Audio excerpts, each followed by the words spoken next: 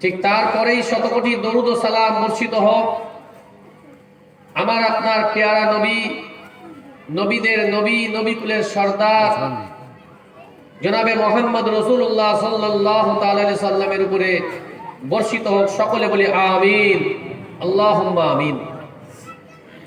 ভাই, আমি গুনাহগার, আমার মধ্যে ইলম, আমল, তাকওয়া, পরহেজগারি কিছুই নাই। কেবলমাত্র মুর্শিদের হুকুমে দাঁড়িয়েছি। ভাষার মধ্যে, বলার মধ্যে ভুল ত্রুটি বেয়াদবি হলে খালেস আল্লাহর হস্তে মাফ করে দিবেন। আল্লাহ পাক রব্বুল আলামিন কোরআনে কারীমের মধ্যে বলছেন যে আমার বন্ধু যারা হয়, আমার মেহবুব বান্দা যারা হয়ে যায়, দুনিয়া ও আখিরাত দুটি জায়গায় তারা কামিয়াবি লাভ করে। আর এদের সম্মান, এদের মর্যাদা, এদের শান, এদের মানকে আমি এত বাড়িয়েছি, এরা কেবলমাত্র আমার এসকে পাগল হওয়ার কারণে আমি এদেরকে আরব বিল্লার বাদশা বানিয়ে দিয়েছি। একবার জোরে বলি সুবহানাল্লাহ।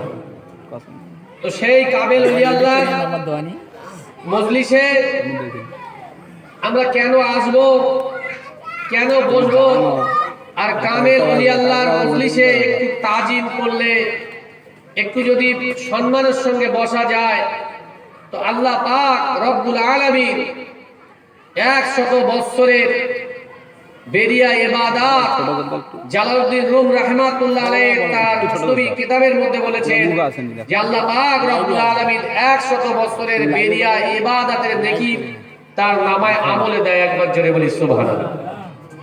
আজকের বাগমারিতে সালানা উসকুল মজলিস হুজুর কেবলা রাহমাতুল্লাহ আলাইহি তিনি ডাক দিয়েছেন। কেন? সারা বিশ্বের মানুষের কল্যাণের জন্য, মঙ্গলের জন্য, ভালাইয়ের জন্য, তারা সঠিক রাস্তা পাবে, সত্যকে চিনতে পারবে, সত্যকে বুঝতে পারবে। এই জন্য তিনি সারা বিশ্বের মানুষেরকে তিনি দাওয়াত দিয়েছেন। আর যারা এই দূর দূরান্ত থেকে এই কামেল ওলি আল্লাহর একটু খায়ের বরকত হাসিল করার জন্য তারা লাখ লাখ টাকা খরচা করে, কেউ আমেরিকা থেকে, চীন থেকে, থাইল্যান্ড থেকে, হংকং থেকে, মালয়েশিয়া থেকে তারা খরচা করে এই মজলিসে এসে কামেল ওলি আল্লাহর এই চাটাইতে বসে যাচ্ছে। তার কারণ হলো এটাই যে দুনিয়াতে হজ করি, যাকাত দিই, নামাজ পড়ি, আল্লাহ যদি কবুল করে তো নেকি পাবো।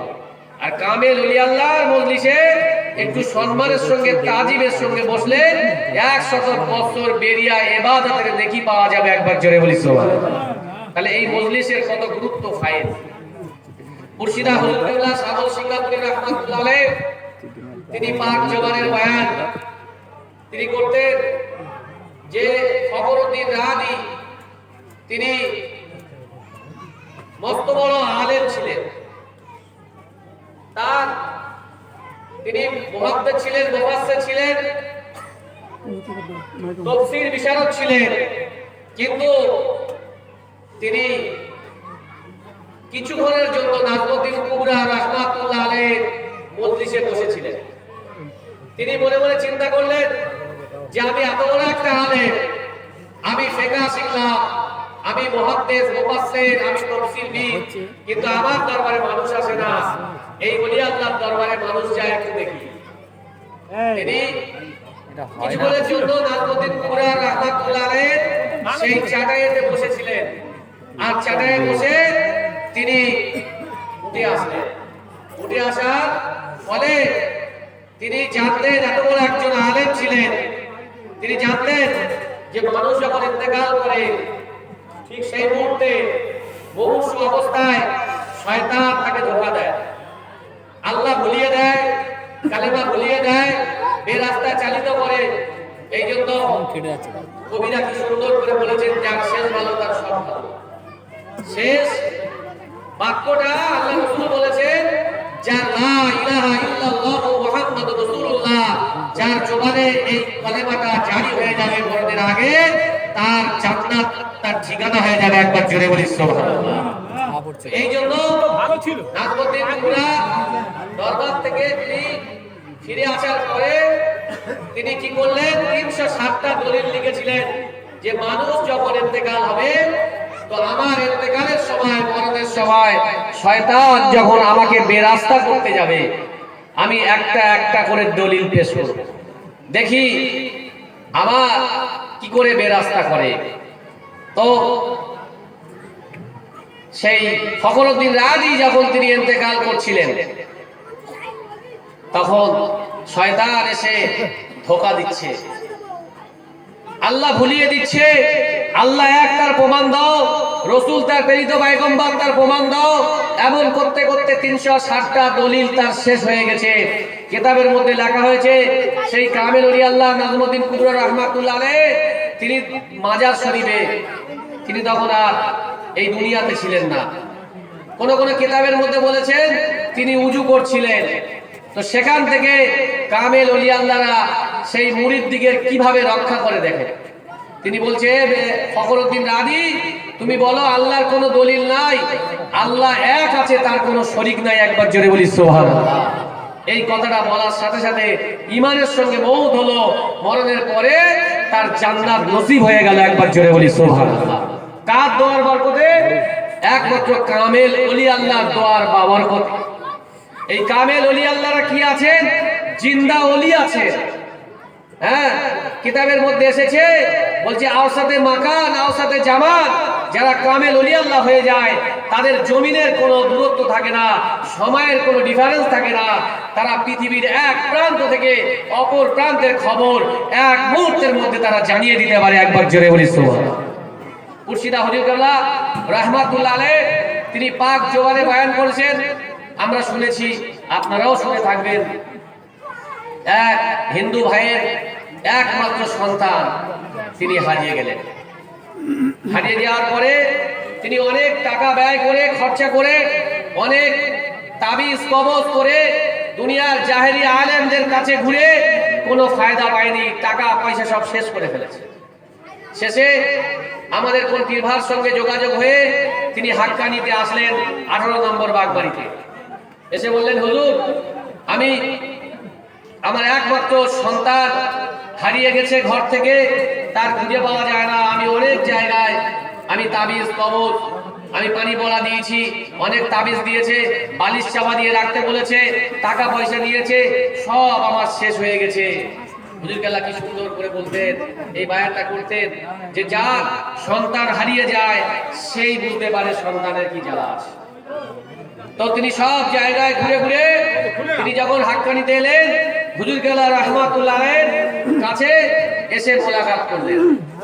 হুজুর কেল্লা বললেন, আচ্ছা বাবা, আমাদের দরবারে বিনা পয়সায় এখানে আমরা লং মোবারক দিই, এই মোবারক লং নিয়ে যাও, আর তুমি গোসল করবে, গোসল করে পবিত্র হয়ে তুমি বলবে, হে আল্লাহ পাক, হে অলমাইটি গড, হে রক্ষাকর্তা, হে আল্লাহ পাক রব্বুল আলামিন, হেদায়েত করো। এমন করে তুমি শুনবে, রহমত করো, আল্লাহ পাক আমাদেরকে কি করবে, সমস্ত দুনিয়ার পেরেশানি থেকে আমাদেরকে মুক্তি দেবে। আর দোয়া চাইবে, দেখবে ইনশাআল্লাহ তাআলা একদিন তোমার সন্তান নিশ্চয়ই তোমার ঘরে ফিরে আসবে। একবার জোরে বলি সুবহানাল্লাহ। এমন করে তিনি রবিবার করে আসতেন, আর তিনি কাঁদতেন আর বলতেন, হুজুর আমার বিবি বিছানা সজ্জা হয়ে গেছে, খাওয়া দাওয়া ছেড়ে দিয়েছে, একমাত্র সন্তান, হুজুর একটু দোয়া করেন। আর কাঁদতেন। হুজুর কেল্লা বললেন, আচ্ছা বাবা, আল্লাহ চাইলে তোমার সন্তান একদিন ফিরে আসবে, তুমি সবর করো, ধৈর্য ধরো। এই জন্য কোরআনের মধ্যে আছে, ওয়ালা নাবলুওয়ান্নাকুম বিশাইইন মিনাল খাউফি ওয়াল জুই ওয়া নাকসিম মিনাল আমওয়ালি ওয়াল আনফুসি ওয়াস সামারাত ওয়া বাশশিরিস সাবিরিন। আল্লাহ বলছে, আমি ইমানদার যারা হয়ে যায় তাদেরকে আমি কি সন্তান দিয়ে আমি ফসলের ক্ষতি করব, আমি অর্থ ক্ষতি করব, জান মালের ক্ষতি করে দেবো, আর তোমরা যদি সবর করতে পারো নিশ্চয়ই তোমরা কামিয়াবি লাভ করবে। একবার জোরে বলি সুবহানাল্লাহ। তো এই জন্য ওই হিন্দু ভাই তিনি আসতেন, কাঁদতেন, আর তিনি বলতেন, হুজুর আমার বিবি অসুস্থ হয়ে গেছে, বিছানা থেকে উঠতে পারছে না, খাওয়া দাওয়া ছেড়ে দিচ্ছে। এই বলতে বলতে একদিন ওই সন্তান ফিরে আসলো। হুজুর কেন দরবারে আনলেন, বাবা চলো ফকির সাহেবের দরবারে যাই। হিন্দু ভাইয়েরা তো সাধু বাবা বলে, ফকির বাবার দরবারে যাই, একটু তোমার দেখিয়ে আগে। তো দরবারে এসে রবিবারে যখন বসিয়ে দিয়েছে, হুজুর গেলা যখন হজরা থেকে বার হয়েছে, ওই ছেলে তখন বলছে যে বাবা এই সেই বুদ্ধা লোক, বৃদ্ধ লোক, যে কিরা আমি বোম্বাইয়ের রোডে শুয়ে থাকতাম, ঘুরতাম, আর উনি লাঠি হাতে করে বলতো এই বেটা ঘরে যা, এই বেটা ঘরে যা, তোর মা উঠতে পারছে না, শয্যাশায়ী হয়ে গেছে। এমন করে কিভাবে আমি ঘরে চলে এসেছি আমি জানি না। একবার জোরে বলি সুবহানাল্লাহ। এসব বয়ান শুনলে গাল লোম পর্যন্ত সোজা হয়ে যাবে, খারাপ হয়ে যাবে। আর অনেকে কামেল ওলি আল্লাহ মজলিসে আসতে চায় না, বসতে চায় না, কামেল ওলি আল্লাহকে তারা চেনে না। হযরত বাকি বিল্লাহ রাহমাতুল্লাহ আলাইহি তিনি কিতাবের মধ্যে এসেছে নিজের জানাজাটা নিজে পড়েছিলেন। আমরা বলি জিন্দা পীর, জিন্দা ওলি, অনেকে মানতে চায় না যে এরা জিন্দা কি করে হয়। আমরা বলি রওশান জমিন, কিন্তু অনেকে বলে ইনি কি করে রওশান জমিন হলো। হযরত বাকি বিল্লাহ রাহমাতুল্লাহ আলাইহি তিনি তার মুরিদ থেকে নসিহত করছেন যে বাবা আমার যখন ইন্তেকাল হয়ে যাবে, ইন্তেকালের পরে গলিতে গলিতে সমস্ত জায়গায় গ্রামে গঞ্জে ঘোষণা করে দেবে যে হুজুর ইন্তেকাল করেছে, হুজুরের জানাজা পড়ার মতো এমন ব্যক্তি আছে কি যে জীবনে কোনোদিন তাহাজ্জুদের নামাজ যখন থেকে নামাজ ফরজ হয়েছে তখন থেকে কাজা করেনি, ছাড়িনি। আর ওই ব্যক্তি আমার জানাজা পড়বে, দ্বিতীয় শর্ত আসরের সুন্নত নামাজ কোনোদিন ছাড়েনি। আর তৃতীয় নম্বর শর্ত হলো বিনা উজুতে আসমানের দিকে আল্লাহর আরশে আজিমে দেখেনি। এরকম ব্যক্তি যদি থাকে তো আমার বাবা জানাজা নামাজে ইমামতি করতে বলো, আমার জন্য দোয়া করিয়ে দাও।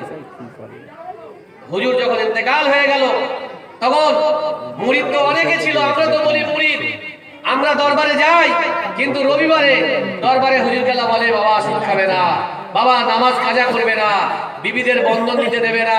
এমন করে হুজুর গেলা বলেন যে বিনা কাজায় 5 ওয়াক্ত নামাজ, কোরআনি ওজিবা, হালাল রুজি সাধ্য মতো পরেশগারি করবে, বিবিদের পর্দার মধ্যে রাখবে। আমি বাবা আমার মুরিদদেরকে না নিয়ে আমি জান্নাতে যাব না। একবার জোরে বলি সুবহানাল্লাহ। তিনি শর্ত দিয়েছেন যে 5 ওয়াক্ত নামাজ পড়তে হবে বিনা কারণে, হালাল রুজি খেতে হবে, সাধ্য মতো পরেশগারি করতে হবে। ইনশাআল্লাহ তাআলা মরণের পরে আমি আমার পীর ভাইদেরকে না নিয়ে, মুরিদদের না নিয়ে আমি জান্নাতে কদম রাখবো না। হযরত বাকি বিল্লাহ রাহমাতুল্লাহ আলাইহি তিনি যখন ইন্তেকাল করলেন, ইন্তেকালের পরে ঘোষণা করে দিলেন হুজুর পর্দা নিয়েছেন, তখন মুরিদানদের মধ্যে ঘোষণা হচ্ছে যে হুজুর তো বলেছে, ওসিয়াত করেছেন এই সমস্ত ব্যক্তি যদি এই 3টা শর্ত, প্রথম শর্ত হলো ওই ব্যক্তি আমার জানাজা নামাজ পড়বে যখন থেকে নামাজ তার ফরজ হয়েছে তাহাজ্জুদ ছাড়েনি, কাজা করে, আর আসরের সুন্নত নামাজ ছাড়েনি, আর বিনা উজুতে আসমান দেখেনি। এরকম ব্যক্তি যদি থাকো বাবা, হুজুরের এই তাবুক আছে, খাট আছে, জানাজা ইমামতি করে কেউ নেই। এত লোক, হুজুরের জানাজা ইমামতি করার মতো কেউ নেই। ঘোড়ায় চড়ে একজন আসলেন, বোরকা পরে ইশারা করলেন, সকলে কাতারে দাঁড়িয়ে গেলেন, জানাজা হয়ে গেল, হুজুর ফিরে যাচ্ছে। বিশিষ্ট মুরিদরা, খাদেমরা গিয়ে জিজ্ঞাসা করছেন, বিয়াদবি মাফ করবেন হুজুর, আপনি তো চলে যাচ্ছেন, আমরা হুজুরের সঙ্গে এতদিন ছিলাম, ওঠা বসা করলাম, একসঙ্গে খাওয়া দাওয়া করলাম, কিন্তু হুজুরের ওসিয়াত আমরা মানতে পারলাম না। হুজুর আপনি কে, একটু আপনার পরিচয় দেন। হযরত বাকি বিল্লাহ রাহমাতুল্লাহ আলাইহি মুখের কাপড়টা সরিয়ে দিয়ে দেখালেন যে হুজুর নিজের না জানাজা নিজে পড়ে চলে যাচ্ছে। একবার জোরে বলি সুবহানাল্লাহ। কামেল ওলি আল্লাহদেরকে আমরা মানি না, কামেল ওলি আল্লাহদেরকে চিনতেই পারি না। সুফি আজম গাজী রাহমাতুল্লাহ আলাইহি কত বড় কামেল ওলি ছিলেন। তিনি ইন্তেকালের আগে তিনি তার খাদেমকে বলছেন, এই 500 টাকা রেখে দাও, টাকা রাখো, আবার ইন্তেকালের পরে আমাকে এই জায়গায় দাফন করে দেবে, আর কাউকে প্রকাশ করবে না। 6 মাস পরে ঘোষণা করবে যে হুজুর ইন্তেকাল করেছে। এই জায়গায় হুজুরের দাফন দেয়া হয়েছে, দাফন দেয়া হয়েছে। তখন কর্পোরেশন থেকে, কলকাতা মিউনিসিপাল কর্পোরেশন থেকে তোমাকে ফাইন করবে যে কেন এখানে এরা মাজার করা হলো। এই 500 টাকাটা ওই ফাইন দিয়ে দেবে। তাহলে কত বড় তিনি আল্লাহর ওলি ছিলেন, দূরদর্শী ছিল যে তিনি আগাম খবরটা তার মুরিদদের দিয়ে দিলেন। তখন বুঝতে পারে যে আমার কামেল মুর্শিদ কত বড় আল্লাহর ওলি ছিলেন। একবার জোরে বলি সুবহানাল্লাহ। তবুও আমরা বুঝতে পারি না। সুফি আজম গাজী রাহমাতুল্লাহ আলাইহির দরবার পেয়েও অনেকে কি করছে, পা স্লিপ করে যাচ্ছে, ছেড়ে দিচ্ছে, পালিয়ে যাচ্ছে। বাংলাদেশ থেকে কালু মিয়া এলেন, তিনি স্টিমারে উঠলেন। স্টিমারে উঠে তার মানি ব্যাগটা পড়ে গেলেন কোথায়? নদীতে। তিনি চলে আসলেন, মনটা খারাপ, বাগমাটির হোজরায় আসলেন। হুজুর বলছে যে বাংলাদেশের টাঙ্গাইল জেলায় অমুক জায়গায় অমুক ব্যক্তি কি এসেছে, নাম ধরে ধরে বলছে, কিন্তু তিনি উঠছেন না, নতুন এসেছে। আবার বলছে দেখো না এসেছে বাবা, মজলিসে বসে আছে। খাদেমকে বলছে দেখো না বাবা, দেখো। তখন আবার বললেন, তখন বললেন 2-3 বার বলার পরে বলছে হুজুর নিশ্চয়ই আমাকে টার্গেট করে বলছে, হুজুর আমি এসেছি। বলছে বাবা এই মানি ব্যাগটা ওকে দিয়ে দাও। কোথায়? পদ্মা নদীতে মানি ব্যাগ ফেলে এসছে, আর বাগমারির হোজরা থেকে হুজুর তাকে দিচ্ছে। তাহলে কত বড় কামেল ওলি ছিলেন সুফি আজম গাজী রাহমাতুল্লাহ আলাইহি। একবার জোরে বলি সুবহানাল্লাহ। আর তিনি বলেছেন যে বিনা কাজায় 5 ওয়াক্ত নামাজ যদি পড়ো, হালাল রুজি খাবে, সাধ্যমতো পরেশগারি করবে, আর মা বোনেদেরকে পর্দার মধ্যে রাখবে, ইনশাআল্লাহ তাআলা মরণের পরে আমি আমার মুরিদদিগের না নিয়ে আমি জান্নাতে কদম রাখবো না। একবার জোরে বলি সুবহানাল্লাহ। এই জন্য হুজুর কেবলা রাহমাতুল্লাহ আলাইহি, বর্তমান হুজুর কেবলা বলেন যে বাবা আমরা যে দরবার পেয়েছি, হয় আমাদের মা বাপ আমাদের জন্য দোয়া করেছিল, আমাদের পূর্বপুরুষ আমাদের জন্য দোয়া করেছিল, আর না হলে কোনো ভালো কাজ আমরা করেছিলাম, তার জন্য আমরা এই হাক্কানি দরবার পেয়েছি। এই দরবার আমরা হাত দিয়ে ধরে রাখবো। যদি হাত দিয়ে ধরে না রাখতে পারি, দাঁত দিয়ে ধরে রাখবো, হ্যাঁ কামড়ে ধরে রাখবো, ইনশাআল্লাহ তাআলা এই দরবার থেকে আমরা জান্নাতি হয়ে যাবো। একবার জোরে বলি সুবহানাল্লাহ। কেমন ভাবে? যেমন নবী সাহাবারা যুদ্ধের ময়দানে গিয়েছে, জিহাদ করতে করতে এক হাতে ইসলামের ঝান্ডা, আর হাতে তরবারি। এক হাত কি হলো, যুদ্ধের ময়দানে শহীদ হয়ে গেল, কাটা পড়ে গেল। আর দিয়ে তরবারি ধরেছে এক হাতে, দাঁত দিয়ে ঝান্ডা ধরে আছে, দ্বিতীয় হাত কাটা হয়ে গেল, কিন্তু দাঁত দিয়ে সেই ইসলামের ঝান্ডাটা উঁচু করে ধরেছিল। এই জন্য তো আল্লাহ পাক তাদের সাহাবীদেরকে এত মর্যাদা দিয়েছে। একবার জোরে বলি সুবহানাল্লাহ। বলছে আল্লাহ রাসূল বলছে আমার সাহাবীরা হলো আকাশের এক একটা নক্ষত্র, এক একটা নক্ষত্র। এদেরকে যে ফলো করবে ইনশাআল্লাহ তাআলা সে সঠিক রাস্তা পেয়ে যাবে। হুজুর কেবলা বলেন যে হাক্কানি দরবার হলো রাসূল নেই, এই দরবার হলো সেই নায়েবে রাসূলের দরবার। এই দরবারে যারা গুনার পাহাড় নিয়ে আসে, রাসূলের দরবারে যারা এসেছিলেন গুনার পাহাড় নিয়ে, কেউ সুদখোর, কেউ মদখোর, কেউ জেনাখোর, কেউ মা বাপের নফরমানি করত, সন্তান হত্যা করত, কিন্তু দরবারে এসে তওবা করেছে, বসে গেছে, আল্লাহ তাদের জীবনের গুনাহগুলো মাফ করেছে। আমার মুর্শিদ বলছে গুনার গাঁটরি নিয়ে এই দরবারে এসেছে, আর তওবা করছে, জামাতে নামাজ পড়ছে। কি হচ্ছে, সে যখন বাড়ি ফিরে যাচ্ছে সে একজন আল্লাহর মেহবুব বান্দা হয়ে যাচ্ছে। আল্লাহর ওলির দরবারে গেলে সেখান থেকে কি হয় না, তার জীবনের সমস্ত গুনাহগুলো আল্লাহ মাফ করে দেয়। যেমন হাবিব আজমির রাহমাতুল্লাহ আলাইহি, তিনি সুদখোর ছিলেন। সে সুদখোর, তার জীবনে অনেক লম্বা ঘটনা মানুষের বসে আছে।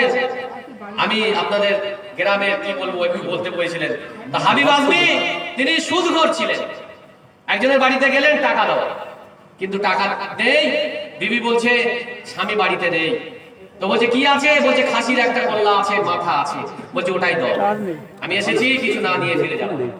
সেটা নিয়ে এসে বাড়িতে হাবিব আজমি বলছে, বিবিকে বলছে যেটা রান্না করো। যে রান্না করে যখন দুপুরবেলা রুটি আর ওই গোশ দিয়ে খাবে, বিবি ওই পাতিল হাঁড়ি খুলে দেখছে সেখানে কোনো গোশ নেই, রান্না করা কিছু নেই, শুধু রক্ত। তখন বলছে স্বামী, আপনি আমাদেরকে এই রক্ত খাওয়াচ্ছেন? মানুষের রক্ত চোষা পয়সা এনে খাওয়াচ্ছেন, তো রক্ত হয়ে গেছে। তখন তিনি তওবা করলেন। কোথায় যাব না, সেই হাবিব আজমি রহমাতুল্লাহ আলাইহি হাসান বসরির দরবারে যাচ্ছে। রাস্তায় ছেলেটা ছিলেন, হুজুরগুলা এই বয়ানটা করেন মানুষ কিভাবে পরিবর্তন হয়। তখন রাস্তায় যাচ্ছে, রাস্তার খেলা করা ছেলেগুলো বলছে যে হাবিব আজমি সুদ করে আসছে, সরে যাও, ওর পায়ের ধুলো আমাদের গায়ে লাগলে আমাদের শরীর নাপাক হয়ে যাবে, নাপাক হয়ে যাবে। তিনি অনেক অনুতপ্ত হলেন, ব্যথা পেলেন যে ছোট ছোট বাচ্চারা তারাও আমাকে দেখে ঘৃণা করে। হ্যাঁ, তখন তিনি দরবারে গেলেন, তওবা করলেন, জীবনে এরকম কাজ করবো না। যখন সে তওবা করে ফিরে আসছে, রাস্তার ছেলেগুলো বলছে হাবিব আজমি আসছে, এমন পবিত্র হয়েছে, পাক হয়েছে, আমাদের পায়ের ধুলো যদি তার গায়ে লাগে, তার পাটা গাটা অপবিত্র হয়ে যাবে, আমরা গুনাহগার হয়ে যাব। সে কিছুক্ষণ আগে ছিল নাপাক, গুনাহগার, নাদান, কিন্তু কামেল ওলি আল্লাহর দরবারে রেসপেক্ট করে বসে ফিরে আসার জন্য তওবা করার কারণে আল্লাহ তার জীবনের গুনাহ মাফ করে দিয়েছে। একবার জোরে বলি সুবহানাল্লাহ। এই জন্য কামেল ওলি আল্লাহর দরবারে আমরা কেন যাব? এই জন্য হুজুরগাল্লাহ বলেন যে বাবা, এই যে নায়েবে রাসূলের দরবার, যে এই দরবার যদি না পেতাম তাহলে আমরা অনন্তকালের জন্য আমরা জাহান্নামী হয়ে যেতাম। মুর্শিদ আমাদেরকে হাত ধরে ধরে জাহান্নাম থেকে আমাদের জান্নাতি করে দিচ্ছে। আল্লাহ পাক যেন আমাদের সকলকে বিনা কাজায় 5 ওয়াক্ত নামাজ, কোরআনী ওজিফা, হালাল রুজি সাধ্যমতো ফরজগারি করার তৌফিক দেয়। সকলে বলি আমিন, আল্লাহুম্মা আমিন।